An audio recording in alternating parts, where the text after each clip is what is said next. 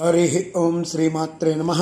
లలితా సహస్రనామ పారాయణలో భాగంగా ఈరోజు అమ్మవారి నామం 923వ నామం, 8 అక్షరాల నామం దక్షిణారాధ్య.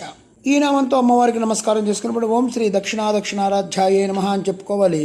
దక్షిణ అంటే దక్షత గల పండితుల చేతను, అదక్షిణ అంటే పామరుల చేత కూడా ఆరాధించబడుతున్నటువంటి తల్లి అని చెప్పి దీనికి స్థూలార్థంగా చెప్పుకోవాలి.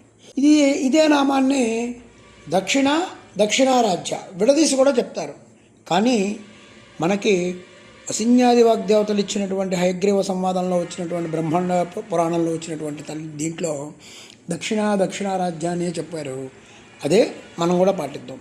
దక్షిణ అనేటువంటి శబ్దానికి యజ్ఞయాగాది క్రతువులు నిర్వహణ అనంతరం ఋత్విక్కులకు సమానంగా మనం సక్రమంగా గౌరవించి ఇచ్చేటువంటి సొమ్ముని కూడా దక్షిణ అంటాం.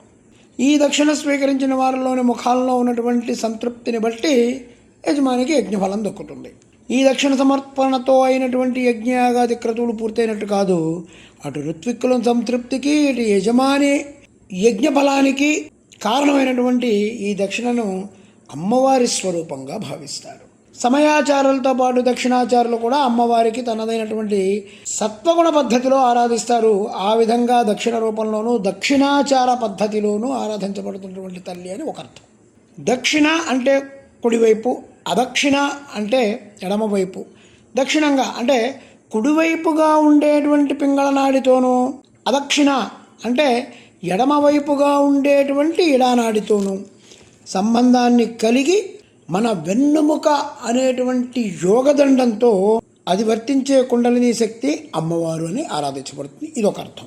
డబ్బు ఉన్నవాళ్ళు, డబ్బు లేనివాళ్ళు, పాండిత్యం ఉన్నవాళ్ళు, పాండిత్యం లేనివాళ్ళు, ఇలాంటి వేటితో సంబంధం లేకుండా అమ్మవారిని ఆరాధిస్తారు. ఆ విధంగా పండితులతోనూ పామరులతోనూ ఆరాధించబడేటువంటి తల్లిని దక్షిణారాధ్య అంటారు. ఓం ఐం హ్రీం శ్రీం దక్షిణారాధ్యాయే నమః. ఓం శ్రీమాత్రే నమః. ఓం శ్రీ మహారాజ్ఞే నమః. శ్రీమత్సింహాసనేశ్వర్యే నమః.